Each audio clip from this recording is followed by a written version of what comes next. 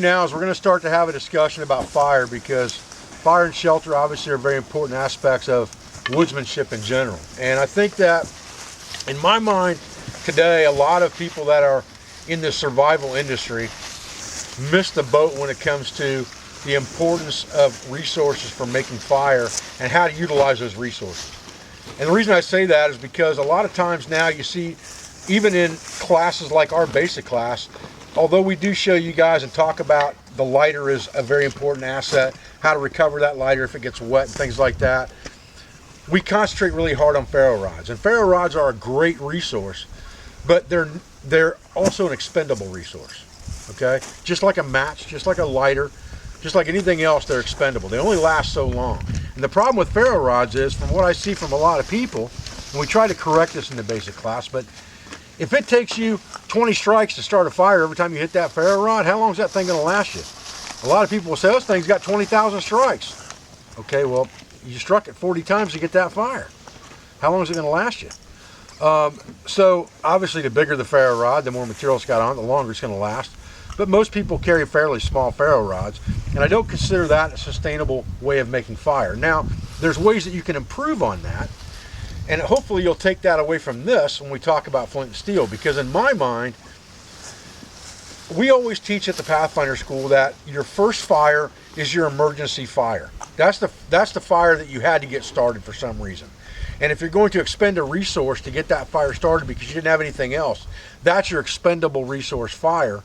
That's your match. That's your lighter. That's your open flame device that you can use to get that fire started. But that fire has to be perfect, especially if you're talking about a match. But even with a lighter, remember, every time you flick it and the longer you hold the button down, the more that resource you're expending. So anytime you build a fire lay, that thing should be so perfect that it takes almost nothing for it to be a sustainable fire very quickly. My rule of thumb with cigarette lighters is 5 seconds on the button. If your hand's on that button more than 5 seconds, you screwed up. If your ferro rod, if you got to strike it more than 3 times, you screwed up. All right. Flint and steel is a little different. Flint and steel, you can be a little bit less perfect with flint and steel, because first you got to find the right part of the rock. The steel is going to last forever. I got a steel in my pouch right here. It's over 100 years old. Still strikes just as good as it did the day it was forged. Okay, so them things last forever. None of us are going to live 100 years. So that's all your life resource. The trick to it is understanding how to capitalize on that resource and make it work the best for you. And the best way to make that happen is with char cloth or charred material, char of some kind. And if you take advantage of that and you make char with your very first fire, even if you're using a ferro rod, it will only ever take 1 strike to get that char to light, and then you can ignite your fire from that. And that's what's important to understand. The other thing that's important to understand is there's only one absolutely renewable resource for starting a fire that is forever, and that's it right there. Okay, and if you got char, that's money. It doesn't even have to be strong sun or midday sun for char. All right, so that's the key. Now, if you can do other things with your material besides char it to make it highly flammable. I want to show you one right here real quick. I'm going to show you, we'll do it with the sun real quick on this. And got a small magnifying glass here, but it works great as long as we got some sun here. This is a piece of rub cloth, and this piece of rub cloth is made with Pyrodex gunpowder and cloth, okay?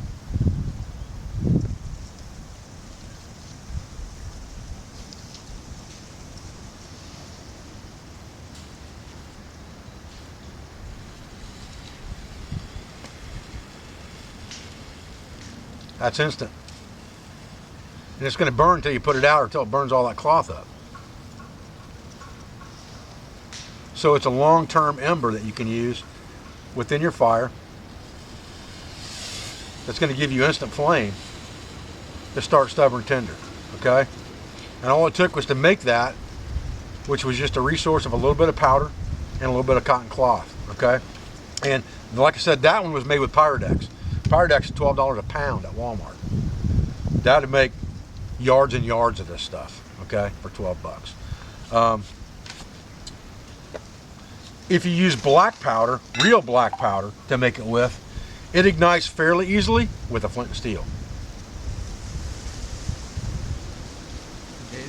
Yes. You mind me asking how you process the And we're going to show you because you're going to make it yourself. Okay. You guys are all going to make it, so I'm going to show you. Cool. Let me talk through some of this ignition stuff first, and then I'm going to show you how to make it. So don't let me forget, okay? Now, if you use, I got to remember where I put stuff here. If you use black powder, the real stuff, to make that rub cloth with, which is what this is made out of, you probably can get that to ignite with flint and steel. And this is what I call my show and tell training set here, because it's a giant flint and steel set. So like when I got kids and stuff and they don't know how to do it, or they can't get it right, or if people are sitting far away and I'm trying to show how to do this, it's easier for people to see this than it is a little rock and a little steel. So we'll put this dude right here. We'll get this edge right up there exposed on the side, just like we would if we were using char cloth. We'll try to throw a couple sparks up on that thing and see what happens. If we get one to bounce up on top of it. Ooh, I thought I heard it click, catch. Again, there it goes right there. Boom. Nothing to it. And that's an instant piece of char cloth. That's going to burn till it burns completely gone. All right?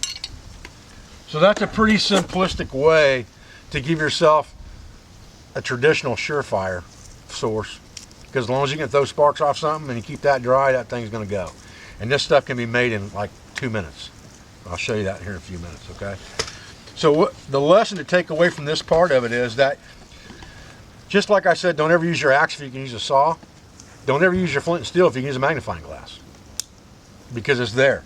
And it should be, especially if you got, we went out and collected that charred punk wood today, remember that? Okay, so this is charred punk wood right out of the woods out there from today. And these pieces right here are the center pith of that plant I showed you guys, that hibiscus, okay? So I'm going to lay that dude right there. Get my magnifying glass back out here.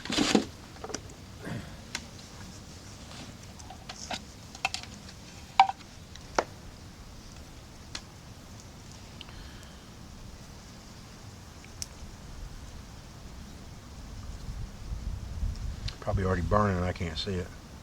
Mm-mm.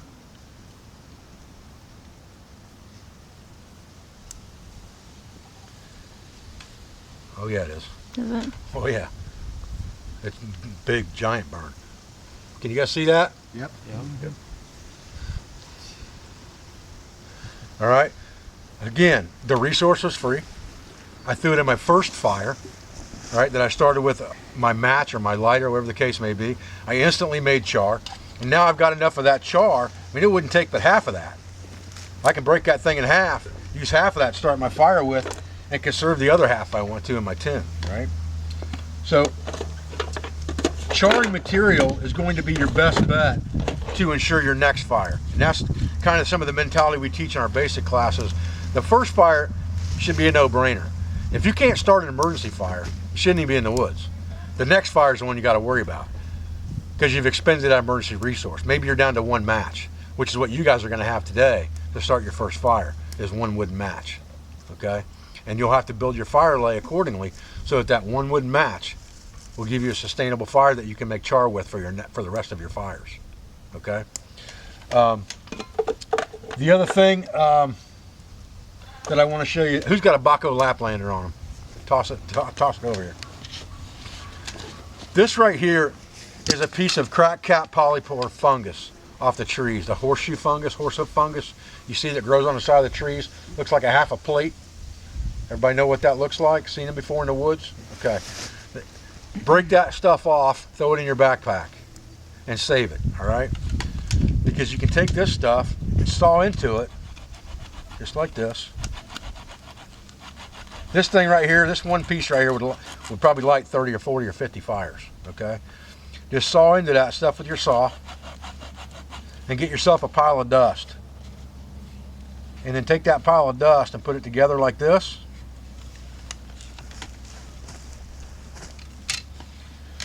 Get the good old magnifying glass back out.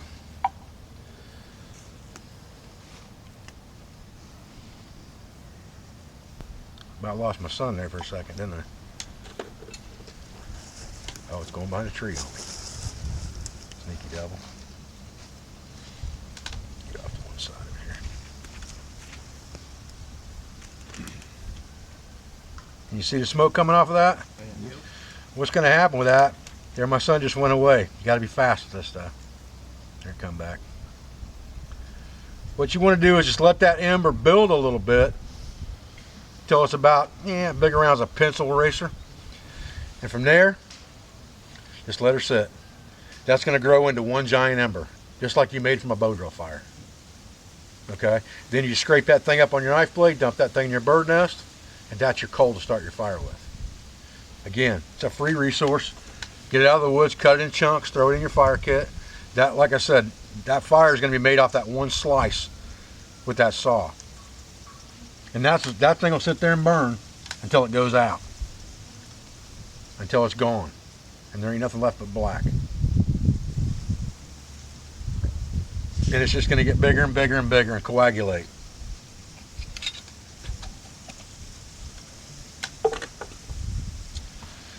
So really, there's no sense in showing you. What I want to show you is char cloth. I want to show you char cloth with flint and steel here in a minute, because I want to show you the proper way to do that. We'll let that burn while we're doing that. So now let's just take a piece of charred cloth. Okay, I got some in this tin right here. I love this tin, by the way. This thing came from a dollar store. It's just a tea tin. It had tea in it, but for some reason it had this inside cover in there. I just punched a hole in that, but now I got a char tin and a place to hold my magnifying glass in one tin. Just makes a perfect little kit. So let's take a piece of char cloth out of here.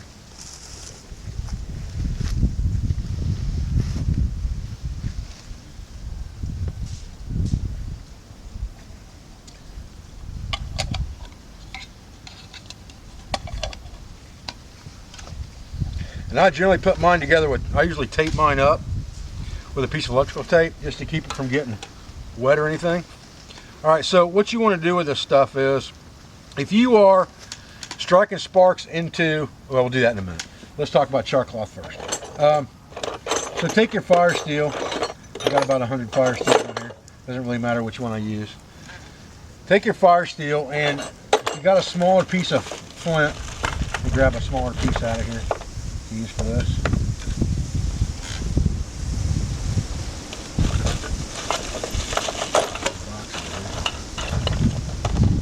What you want to do is you want to find yourself a good sharp edge that's a little bit beveled away from you, is the best way to do this, okay?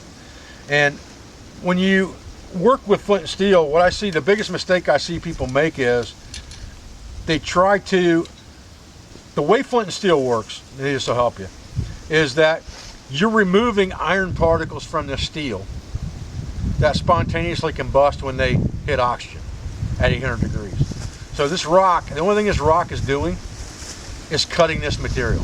It's removing minute particles of this iron off of this thing from the high carbon steel.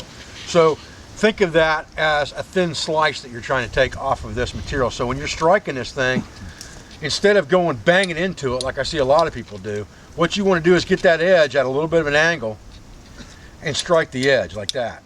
You see those sparks coming up off of there, how they're coming off of that thing? I'm barely nicking that thing. You don't have to hit it hard. You don't have to hit it fast.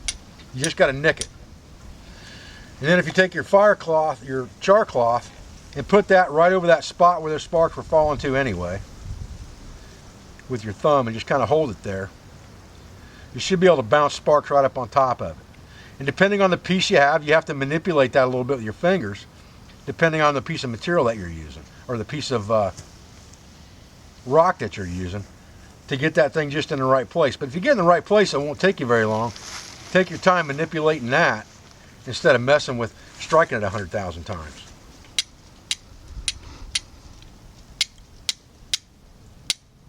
What did I do? Miss it?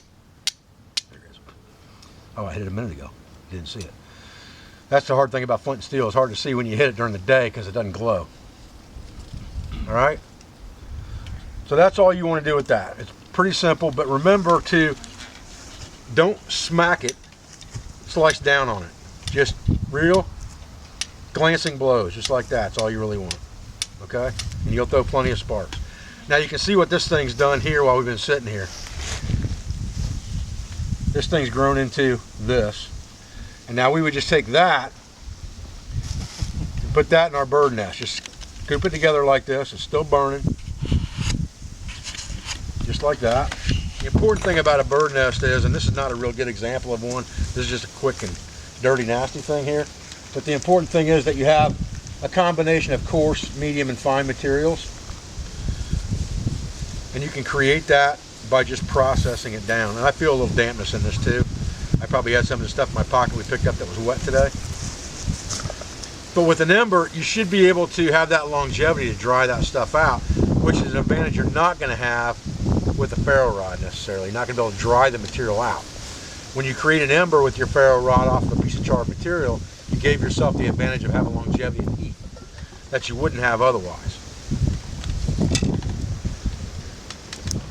Because the ferro rod's going to drive it right to open flame? Is that why you... Well, not necessarily. If it's marginal material, a ferro rod might not do nothing.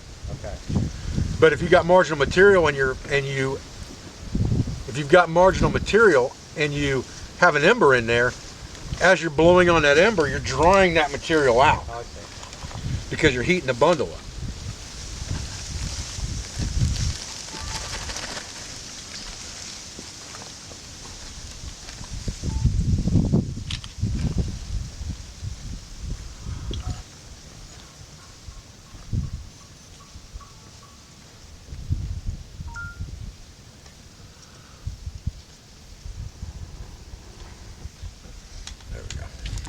Always when you get your tinder bundle, you notice what I just did? When I got that tinder bundle flamed up, I immediately turned it over as I was going down with it.